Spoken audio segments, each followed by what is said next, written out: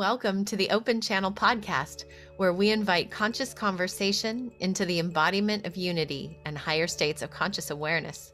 I'm Shaunna Green. And I'm Avalina, Maline. Welcome to this co-created space for people who want to connect and remember their core essence. We are so grateful to have you with us. So much fun. Yeah. Oh, So Avalina, you're talking about this meme that you noticed. yeah. Oh, yes. So there was this, it was a meme. It was an image of it was like a statue of a big shark, really, really huge. And the head of it was going into the roof of a house. So the shark was like sticking out of the house. And the quote was, normally this would be alarming to me or I would take notice of this, but it's 2022. So I just keep walking, which, like we were saying, pretty much sums up what's occurring right now and what's not occurring. And, it was pretty funny. And how we're existing, Yeah. through it all. Right. It's so perfect. Yeah. Well, it's about stepping outside the box. Yeah. The box of complacency, the box of feeling like I can plan my life or I can plan the world to be the way it is. So COVID came along and the different wars come along, and there's some things that are the same, but then some things that are very different from what anyone is expected. Yeah. And underneath that, I think, is the fact that it's not just haphazard events, but there's a plan. There's a plan on both sides, if you can talk about sides. There's the Kabul has its own plan, the deep state, and then the Light Alliance and the evolutionary spirit has a plan. And we are in between. So it's like sometimes we're noticing this side of it, sometimes we're noticing the other side of it. We're caught in between. We're facing our own insecurities, our own ways that we tend to hold on or get fixated to certain ideas of how it should be. So it's a big inner process. Yes. Yeah. This week too, in particular, I've noticed is very, very intense. I mean, so much, just like we were saying before, so much, we had the Neptune, Jupiter convergence. And then yesterday was like a 4-4-4 portal because it was 4-13, which is 4, and then 22, which is 4, all these things happening all at the same time. And wow, it's intense. I've been, a lot of deep stuff, cellular stuff, ancestral stuff, really like everything's being uncovered. The dream state, like incredible. It's like, wow. Well, say more about this portal, this Jupiter-Neptune conjunction. Yeah. What's it mean? Yeah, I'm not that tuned into astrology, but I do read several things. But my gist of it is, basically it's like more of an intense spiritual boost. And a lot of it, what I understand, has to do with water, which is interesting because we're having all this flooding, I've noticed, in different parts of the world. Raining here. Yeah. Raining. And I've been seeing footage of bad flooding in some countries. And then I think when it happened, I think the last time it happened was like 160 something years ago. 166. There was flooding then too. But it's a good thing what's happening. And you may be feeling like bliss, but it's like a boost in helping your spirituality, helping your dreams, helping you just manifest what it is you want to create. And where? Jupiter, Neptune conjuncting in which house? Which sign? Pisces. Ah, okay. So they're both like, exalted, and it's like, right. Yeah, so it's like really going deeply into the unconscious. Yeah. So there's both sides of it. There's a clearing process, and there's also an incarnational process. Yeah. In theory, the planets those two planets get close every 12 years, but they only completely align every 166. Yeah, in Pisces, in that particular Pisces, sign. Right. And Pisces is, as we are exiting from the age of Pisces, these two planets are like opening the door into the age of Aquarius now. Yeah. And what Yeah, I an happen to have my intense. sun in Pisces and my moon in Aquarius, so it's like, yeah, I can see how Yeah. we're being pulled in both directions. So appropriate Mm. for Yeah. these times. Yeah. And Pisces is a very intuitive sign. So I feel like there's a little bit of boost in that. I don't know if you guys have been noticing that Yeah, the definitely. sensitivity increasing. Yeah, absolutely. And also more, I think, cellular activations of dormant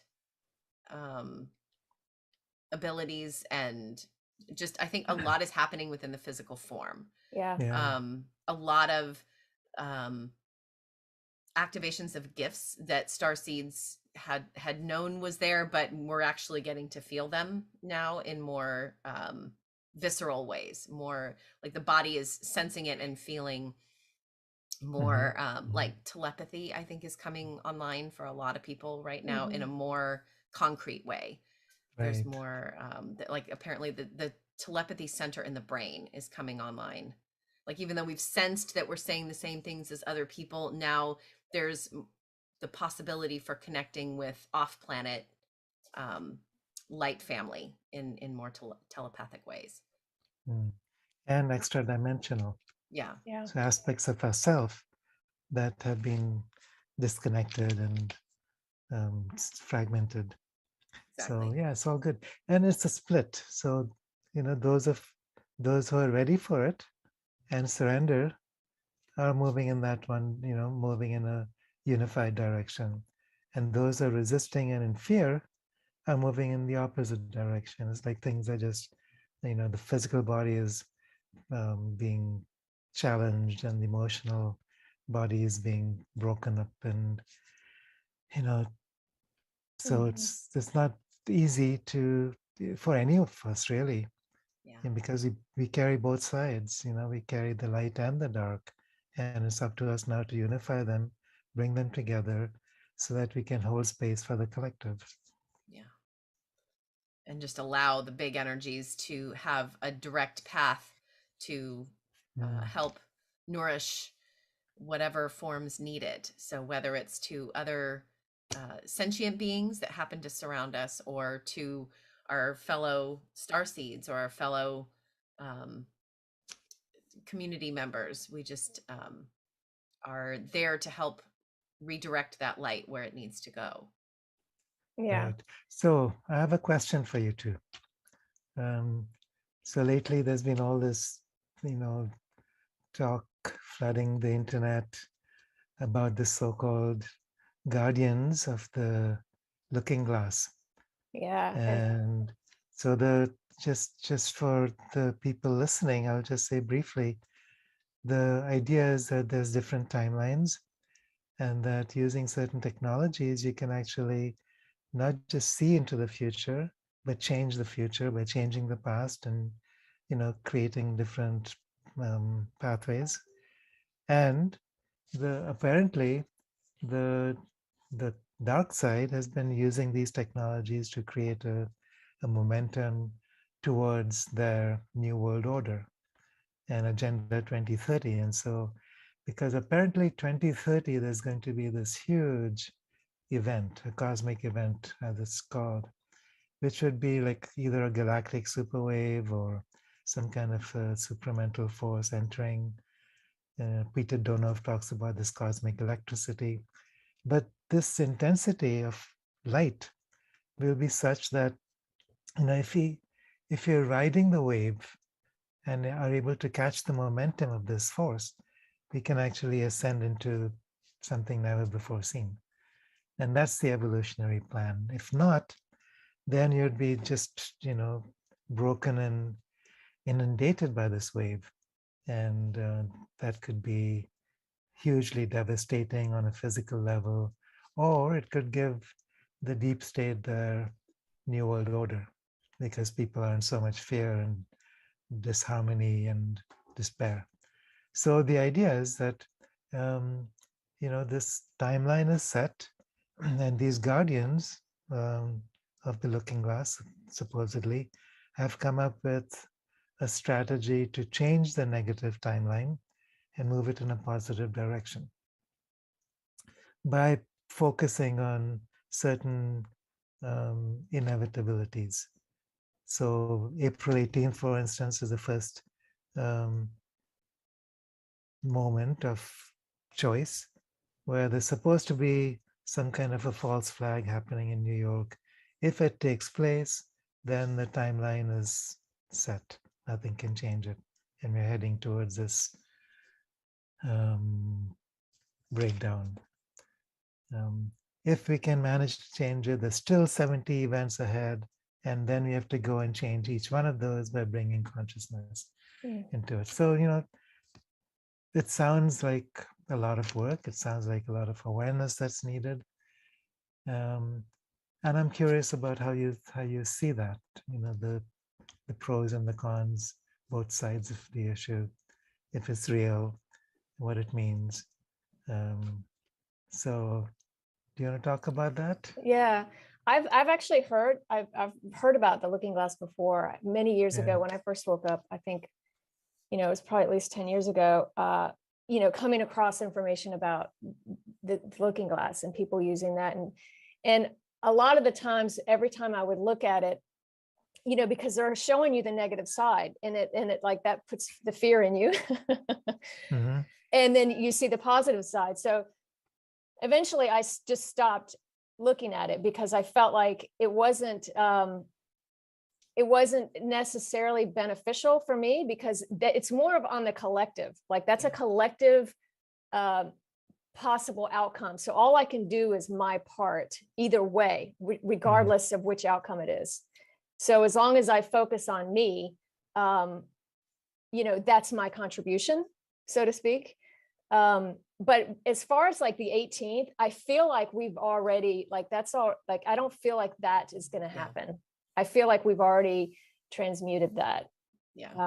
And that it's, when I read that, it was, the first thing was like, it didn't resonate that the 18th was going to happen. So I feel pretty, relaxed about that,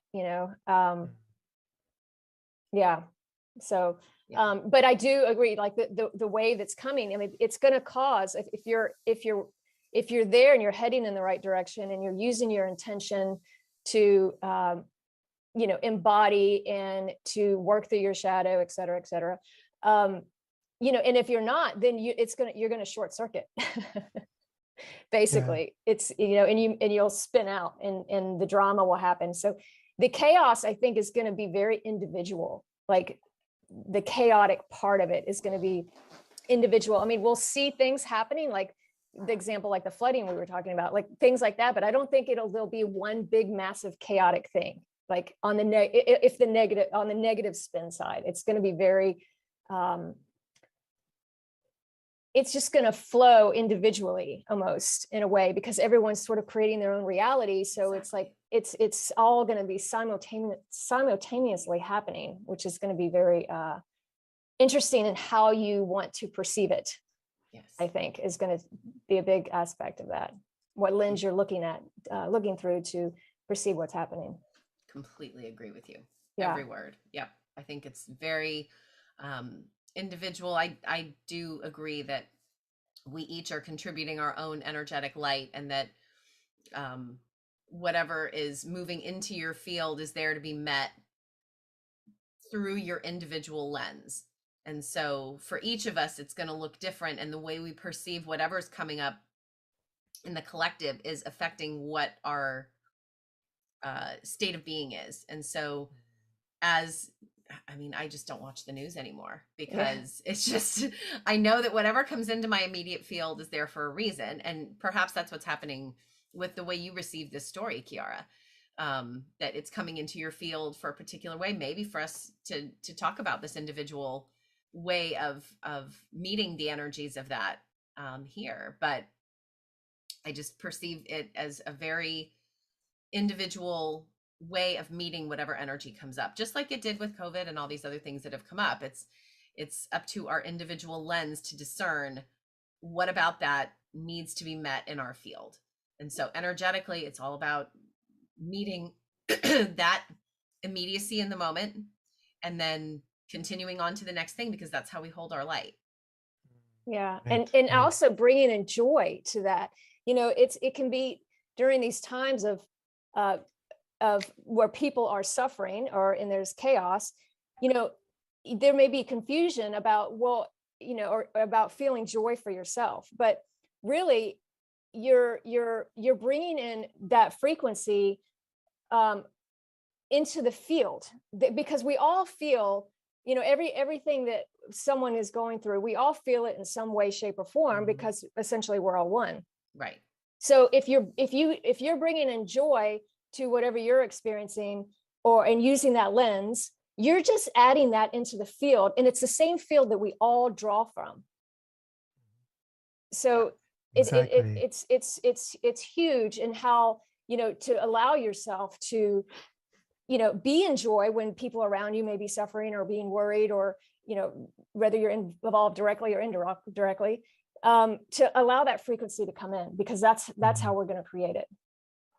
Well, and as we continue to set intentions for whatever comes into the field, we can either meet whatever's coming up, whether it's a story about things that seem of polarity or not.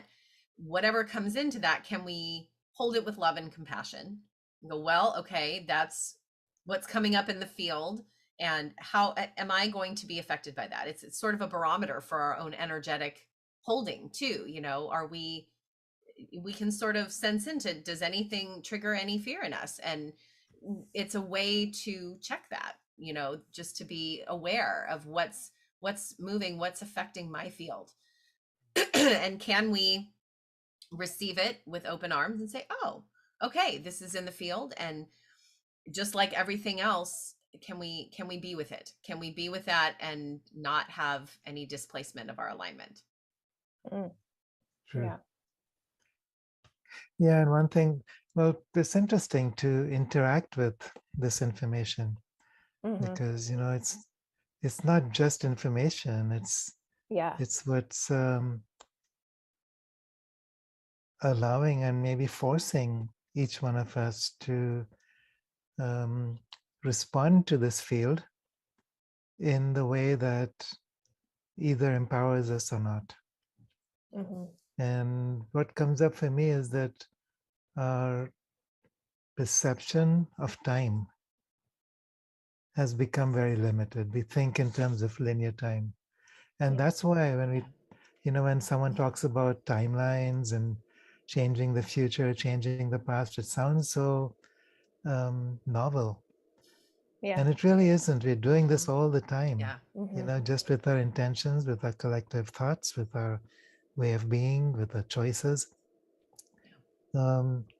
This particular artifact, the looking glass, has been around for some time, at least since the 50s, from what I understand.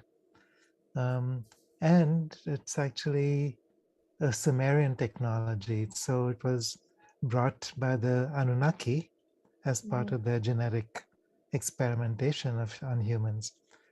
The thing about this for me is that it's a very third dimensional, or it's not third dimensional, but it's a maybe lower astral technology.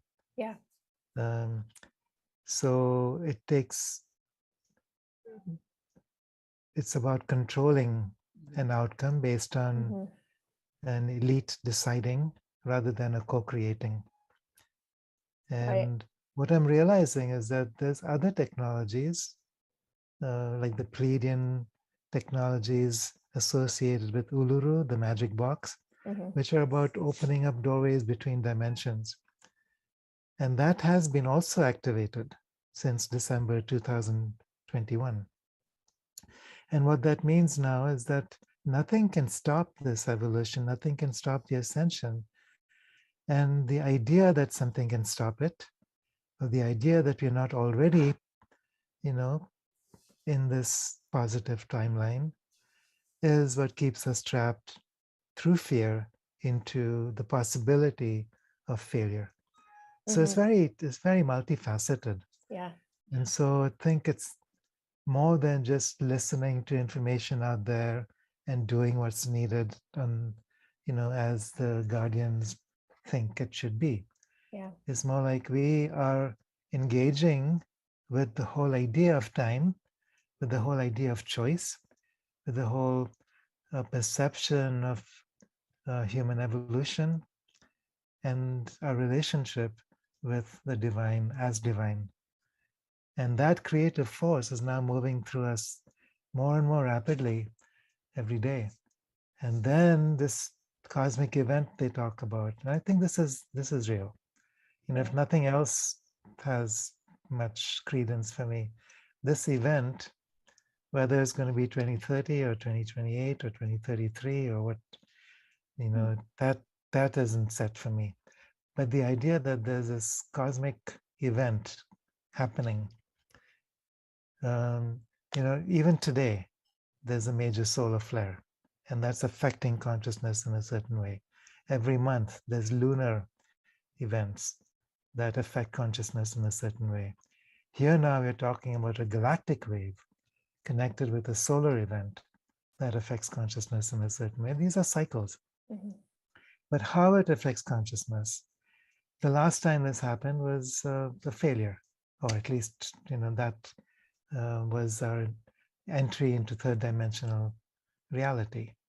And that's when Atlantis sank, when other things happened, and we basically fell into a state of duality. Now we have the potential, the same wave is coming in.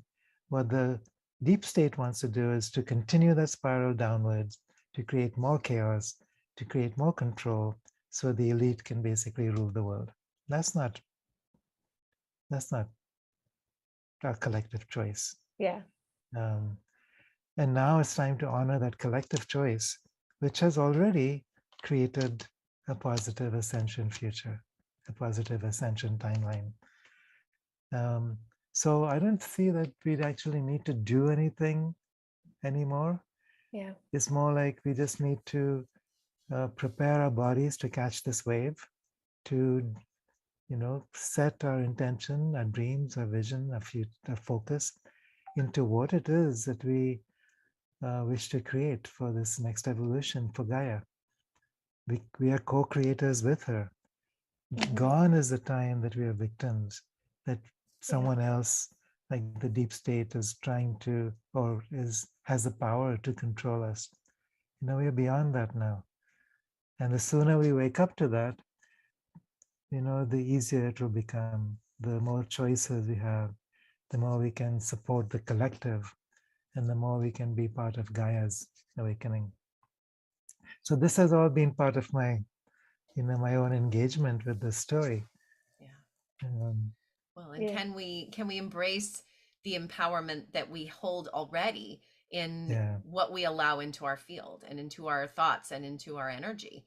I mean, we start with that, and that will allow us to lean into the timelines that we intend as a collective, and begin to utilize our creator functions, because we're starting to lean into those days.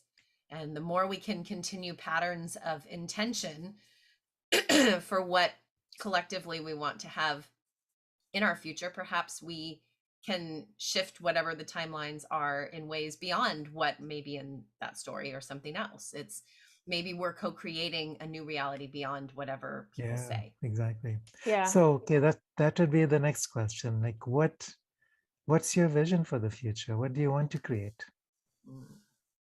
Yeah, it's limitless, right? Mm-hmm. Absolutely limitless. I feel like we've dropped the blueprint of our lifetimes, like the limits that we put in on ourselves when we came into this particular incarnation. Like that blueprint is no longer there. Like we can drop all that story of everything over this lifetime, and it's done, right? Like it's already there. Like, so to me, I feel like incredible limitless, like all the way. Like this is, there's no messing around this time. Like I'm in all the way, I mean, I see, living very long periods of time for myself. I sense no aging, all sorts of things. And I've been guided recently, particularly in the past few months, of like you were saying, Kiara, focusing, on the body, allowing the body to be that clear vessel so you can catch that wave, and catch everything that's coming in and really just flow more with grace and ease, the clearer your vessel is. So I've been, detoxing, all kinds of things, limiting food intake, in really allowing for more energy to flow through the body than inducing all these other, bringing in other, ingesting all these other consciousnesses, to allow for that ride to happen, that magic carpet ride, right? Yeah, exactly. Yeah, it's exciting. I'm thrilled. I couldn't be more in awe of this journey right now. Well, and I think we're having the ability to realize the broadening of what we thought was possible. And so in leaning into the world we want, the world we're intending, I think sometimes we start dreaming into what's possible and then realize partway into that, maybe more is possible than I thought. Maybe the dream I started to have isn't broad enough, isn't big enough. Exactly. And so can we continue to allow our evolving vision of what we want the world to be, to grow as we do? Yeah. And So it's a spontaneous, organic expression. It's like a couple of years ago, I realized, and it wasn't like this was my intention as a personal self. I just realized that this body is here to live on this planet at this time in this incarnation for at least 120 years. And a few days ago, I realized, no, that's not true. Why limit it? It's not me planning to, but there's a realization from the cells that this is just the beginning. Exactly. 2, 3, 4, 500 years. This is the genetic capacity, the capability, the potential that we've had, which has been veiled by all the density of our thought forms and the world around us. And when this cosmic event takes place, it'll just burn out that droll or that dross. And then it's like whatever is potential can be expressed. And there's a wisdom in the cells, there's a divine potential that we're just beginning to understand, and that's going to be opened up. So, why stop at that? If time isn't linear, then what's to stop us from physically moving around in space and time in a moment, instantaneously, just like our thoughts can travel instantaneously, our consciousness can travel instantaneously. So our bodies too follow that, because there's an alignment between the bodies, between physical, etheric, mental, emotional, and soul bodies. And when that alignment is strong, all the limits that we have projected onto ourselves as the Newtonian worldview vanish. We are in quantum reality, which basically is not just a subatomic reality, but it's a macrocosmic reality as well. And we actually begin to understand that and direct that. And experience it in lucid dreams. I mean, all these things that we're talking about, when you're in lucid dreaming, you actually get to experience the teleportation, first, one of the first stages in lucid dreaming is you fly, right? And you're flying around and then once you get bored of that, you realize, why am I trying to fly? Why am I trying to thrust a physical body through time and space? What a waste of energy, when I can just snap my fingers and be there. And then you stop flying, right? It's like, then you start, erasing your own limitations. And that's exactly what we're doing here. Right. Flying still implies getting somewhere. Yes. Exactly. It still implies time. And now we're going beyond time, beyond Yeah. space. I mean, it's not going beyond time and space. We are beyond time and space. We're just recognizing it and Yeah. anchoring it. Yeah. And there's stages to it, you know, because when for years and years, I would fly in lucid dreams. And then I met these other humans who were traveling as light. And it was, you know, two people I didn't know. And I thought I saw them traveling. I was like, wow, I got to learn how to do that. Like, that is awesome. And I tried to catch up with them, but they were gone. And this was a completely conscious lucid dream. And then quickly, once I started to do that, I was like, okay, done. And it was like, boom, boom. Now I don't even have to do that. So I think it's going to happen super fast. I mean, so fast. It's just going to tumble like a snowball when we start, you know, really letting go. Like you said, am I going to live 120 years? Absolutely. You know, why stop there? Right. So yeah, completely limitless. Right, right. And can we trust the body, the physical form, to be able to do what it needs to do in its brilliance, in its infinite design, to, you know, we keep sometimes feeling a nudge to try, you know, to do certain things to make the body, you know, a certain way so it can evolve in a certain way. And I think that's a place of inquiry for all of us. You know, is there an element of trying in there that we're feeling a pressure to do for some end, or is there just an allowing, a grace, a Big difference. release into allowing the system to tell us what it needs, you know, allowing the body to do its own individual brilliant evolution?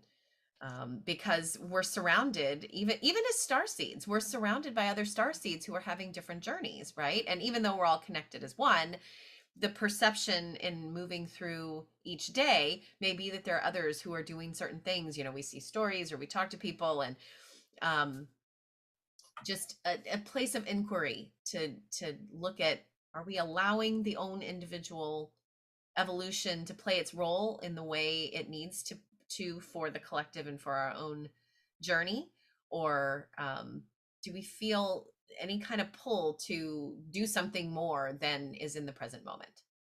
Yeah. I think that's the key, because we have so many unconscious perceptions of the body, and much of it is, you know, comes from our religions. That the body is inferior, matter is inferior, you know, spirit. Even in the Hindu tradition, it's like, it's illusion. The body is illusion. This world is illusion. In the Judeo-Christian traditions, it's like, you know, man is, you know, here to sweat, to whatever it's, you know, create whatever it is, that using the sweat of his brow. It's like, you know, evil, sin, all these things are associated with the body that's incarnating on this earth. Failure, loss, you know, even the idea of humility. You know, we are little worms in the dust, and so acknowledge the fact that you're this tiny little, you know, piece of nothing. And the truth is that spirit is equally present within the body as anything else, because the body is spirit. You know, and then subatomic quantum reality reveals the truth of that. It's like, you know, you go deeper and deeper and deeper into matter, and what's there? It's just waves of energy and light. You go deeper and deeper into that, what's there? It's just simply consciousness. You go deeper and deeper into that, you enter one stream of consciousness that moves through all things, which is who we are. You know, so macrocosm, microcosm are not separate and apart. It's like, I am all of it. And I'm expressing all of that here in this body, in this beautiful, amazing, living quantum reality that is an entire universe in itself. So, wow, you know, if I really understood that and really trusted that and really lived from that space, this is what the masters were about.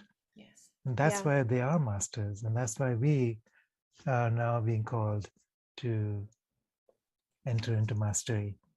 Yeah, it's the highest, our human body is the highest expression of our consciousness at this moment. Yeah. regardless, like what we were saying before about the time, there really is no time, regardless of what, like this right now is the highest expression Right. available to us at this time. So really, listening to the body, really listening to the body. And like you were saying, we've been so programmed to how many times have we heard, oh, well, I'm only human. Yeah. And it couldn't be more like it more farther from the opposite. The power, yeah, the broadening incredible. of the possibilities, Yeah. all of the deprogramming of those beliefs Mm-hmm. to realize the broadness that exists. I think that's really our frontier. Our new frontier. And then is look at the all the possibilities. social conditioning around the body. Yeah. We're constantly comparing our bodies, picking it apart, telling our bodies, I'm not beautiful enough, I'm not good enough, I'm not strong enough, I'm not, smart enough, I don't compare, I need to be this, I need to do this to look better. And you're seeing yourself through the eyes of other people who are glaring at you and making you into less than who you are so they can feel more. And there's all this drama and games and, yeah, it's like a never-ending story of putting ourselves down and especially identifying with the body, so we're putting the body down. And that needs to change. We need to learn what it means to love this body because it's an expression of the universe, because it's an expression of who I am, infinitely conscious and aware and present. All those qualities that we have relegated to the divine, omnipresence, um,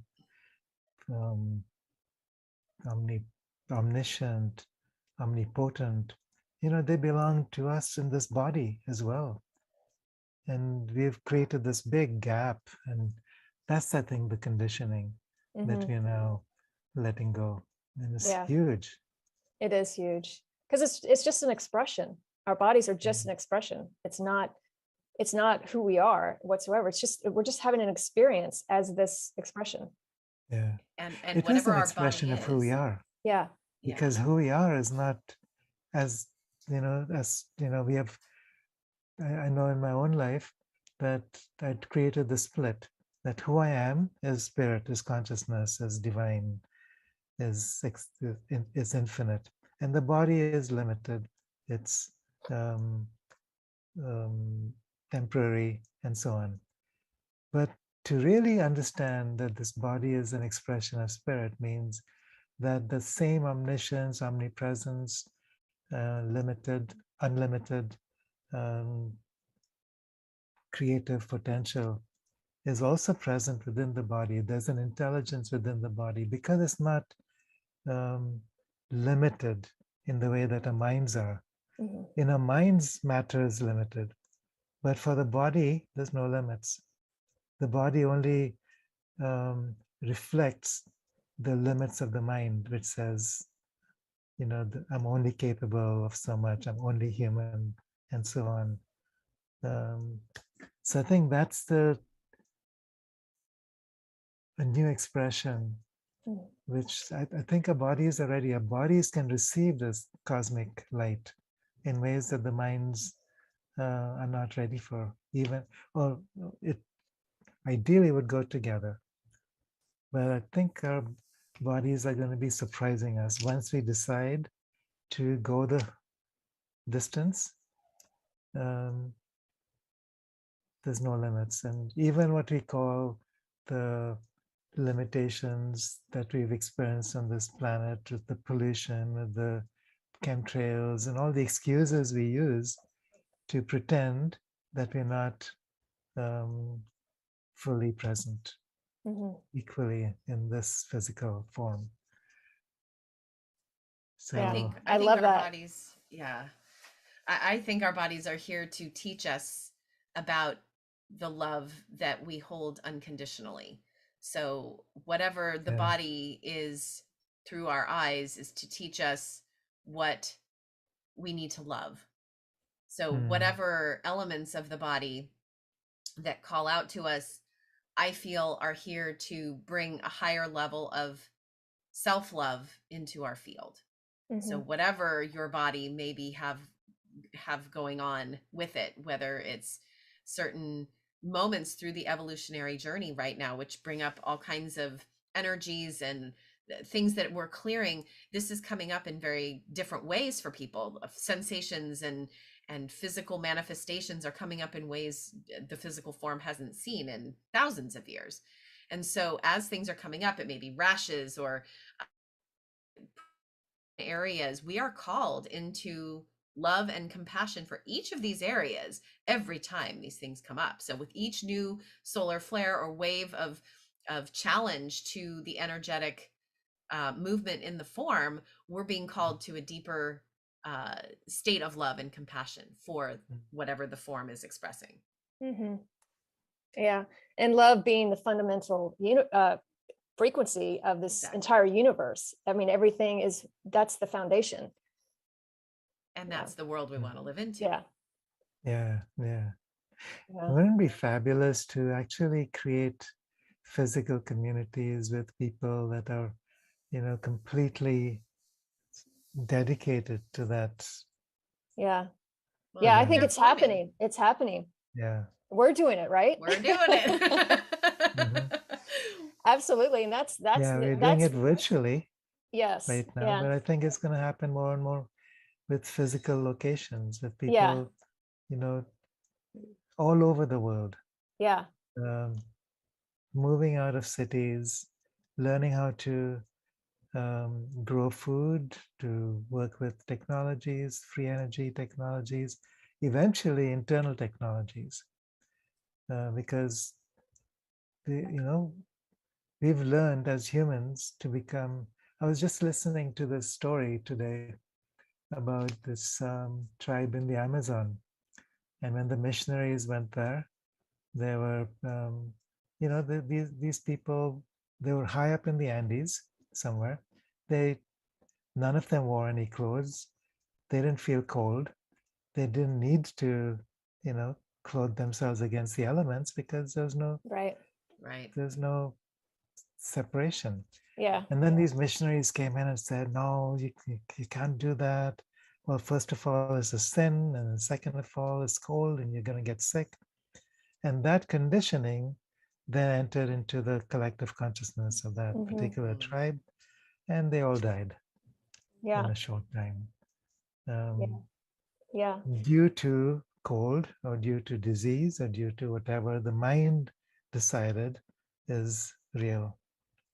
Yeah, that reminds me of this research article I read many years ago, that there's some sort of cricket out there, this little small cricket that can jump like 1,000 times its size, like, really small cricket can jump like 4 feet. But if you put it in a terrarium with a lid on it, and it stays in there just for a few hours and it tries to jump one time, then from then on, it will never jump 4 feet again. Interesting. Just one time, and it stops. It doesn't remember that it can do that. And it's just exactly what you're saying. There's another very similar kind of story. So you have these two fish in this aquarium, and they swim, from one side to the other side. And then you put a piece of glass right down the middle, and one fish on both sides, and they come and bump their nose on the glass, and they become used to that. And then you take away that piece of glass, and those two fish will still come up to the middle and then turn right back. It's like they never actually meet each other. They can only bump noses because that's what they learn to do with that piece of glass. And it's like, okay, so what's this glass? What's the metaphor? Where in our consciousness have we learned to bump against reality and feel like we're not capable of going the whole way? So now how can we undo and reverse those conditioning patterns? How can we go rogue and go past the center of the fish tank and above the level of the terrarium? And how can we expand beyond whatever limitations they've been previously patterned into us? And I Yeah. think just this conversation, Yeah. okay, we don't need to plan it because the mind isn't capable of Yeah. making that jump. Right. The intelligence is within the body. The body already knows. So it's just allowing, you Allowing. talked Yeah. about the difference between allowing and trying. Yeah. Yeah. Exactly. It's a huge piece. Hmm. And aren't we lucky that we get to have community to do this with, that we Yeah. get to Yeah, share the journey together of exploring these things that have come up into our right. fields. Yeah. Yeah, and I think part of the community is not so much about, well, we have to do this together, we have to build this healing, Yeah. sanctuary together or whatever. It's just that we are holding a certain collective um, state of dreaming that then opens up that The fish lid. tank, Yeah. Yeah. the lid. More possibility. Yeah, Yeah. yeah. Well, I myself, just this past week, have been feeling very called and guided to move to Tampa, Florida. Mm. So I don't know if that's going to happen potentially, but it feels like people are definitely, like you said, moving and shifting around and shuffling around where they're living.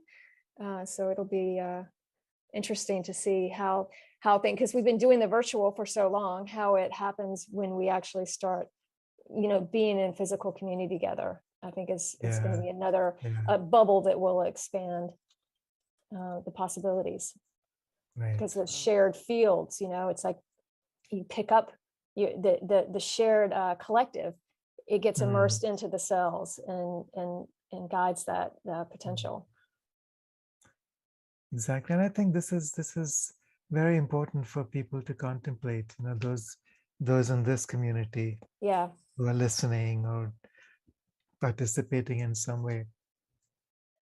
It's like, how do you decide where Hmm. you want to be, who you want to be with? Yeah. And it's a multi-pronged approach. It's like, who decides? Is it the Yeah. personal self, or is it being guided by something bigger? Yes. What's the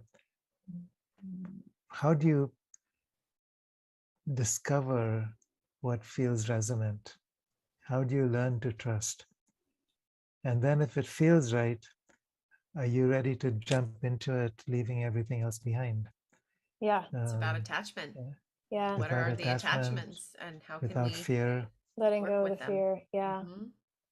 Yeah. And Yeah. just feeling how it feels in the body. Like when Yep. you get that calling to do something, how does it feel in the body versus staying in your comfort zone of where you are and being safe. And one of the things I like to do, which is fun, is if you think of the version of you who does, this one choice over here of, Mm. say, moving over here, and then you think of the version of you of not doing that, or say moving to this other location, which if you don't do the one, which one would you be the most jealous of Mm. if you don't do, like, which one would you regret the most? Like, and it's easy to reverse it that way, rather than saying, well, which one excites you more? Well, which one would you feel like, oh, I wish I had the courage to have done that, because that would have been Mm. amazing. And looking at it, flipping it around sometimes is easier I like to that. to trick your mind into allowing you to feel what's right for you. Yeah. Yeah. Or where would I be if I hadn't made that choice? Yeah. Well, and what about just the felt sense in the body? Like, what does the Mhm. body feel Mm. when you hold the different possibilities? What does the body feel more energy around? Mhm. Yeah. I know Yeah. it can sometimes be an inquiry into listening. What does it mean to Yeah. listen to resonance? What does resonance feel like? What does it um, do in the body when something is resonant with you? Mhm. Mhm. Right. Yeah. Right. And that can be challenging for some, Mhm. because there's a lot of numbness in the And a body. lot of noise and Mhm. distraction around. So Yeah. how can we truly go in and listen to what the Yeah. body's saying Mm. about these different Mm. possibilities, and really just Mm. allow, like we were talking about, and not try to Yeah. make a decision come? maybe the sitting in the unknown of a decision is valuable. Mm-hmm. And I think a lot of it is that we've become so used to being subhuman Mm-hmm. that we don't recognize that there's something bigger, something more that's available to us. We have it's like, well, the golden cage. We've become used to this golden cage. Mm-hmm. And because our idea of security and safety is the cage. And so that feels safe because of what we've told ourselves we need. And we don't even realize that we've lost our wings. Mm-hmm. So yeah, that reminds me of rent control in California. They call Really? them, what do they call them? There's a phrase, I can't recall what it is right now, but basically it's essentially what you're saying, because there's such heavy rent control in California that you stay in an apartment long enough, you end up paying really low rent. And then people will stay in their apartment for like 10 years because they don't want to move, because if they move, they have to pay really high rent. So they're locked into this golden apartment of low rent, but it's like the golden shackles of yeah. But it's kind of a big phrase I hear often around California, that they don't move because of that. So they end up staying there because of the rent control. So same kind of thing. So can we truly honor what's moving through in the body and really listen to the call to do whatever it is, whether it's just to sit in the unknown or whether to go? Yeah. Can we release attachments? Can we trust and leap? Yeah. Trust that you're going to be supported. Go ahead, It's Kiara. a paradox, because on the one hand, we're talking about allowing and trust wherever you are is perfect. And on the other hand, you're talking about going, doing, becoming, following this impulse, this dream, this, beam of light that carries you on. So we're talking about two different ways of being and balancing them.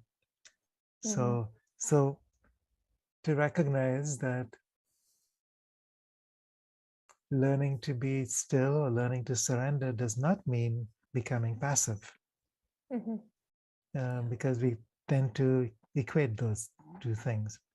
That there's a divine force that's moving, even though it appears to be still sometimes. It's like the metaphor that I've talked about with a couple of people is lightning standing still. And it's like, whoa, there's so much power there. But there's also, it comes through the stillness. And the stillness opens up the doors to multidimensional knowledge. And then that entire ocean can come through this vehicle and create in ways that the personal self is entirely unaware. Yeah, it's a balance between the energy of movement and stillness. Yeah.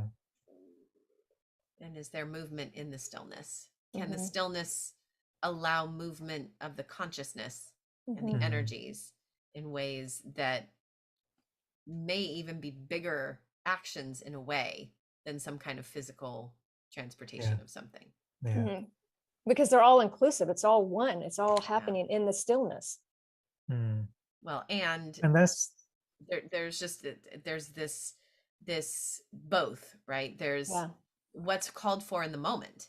Can we be able to do all those things that you were saying, Kiara? The action in the moment, it feels resonant, and the stillness in the moment that it feels resonant. And knowing that none of it's permanent. So, there's no letting go of the fear of the movement, knowing that nothing is permanent. If you make a wrong decision, you change it. You can go back. There's no, letting go of that permanency can make it more, allow you to go through it with more grace and ease. And you can feel, like you were saying, Shaunna, you can feel the difference when something feels right. You feel it in the body. It's a felt sense. And then sometimes you just decide in your um, in your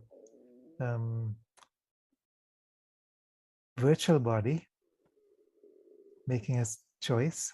And how does it feel? Like you were saying, Avalina, how does that feel? And then choosing something else in your virtual body, seeing how that feels. What I'm recognizing is that it's a huge responsibility to be awake. Mm-hmm. And that's why so many of us decide not to wake up. Yeah. Because it requires us to trust ourselves, trust that, sometimes you can be going in a stream where nobody else is able to follow, or everyone thinks you're weird and strange and like a black sheep. And are we willing to allow that? Do we trust ourselves and the inner resonance strongly enough that it doesn't matter? And only then can we then allow this freedom to come through and the ocean to move who we are. And that takes time. It's not overnight. It's a process. Yeah. You can't force it. You have to let that divine, the oversoul come in and just start to become be in the driver's seat, really. Yeah.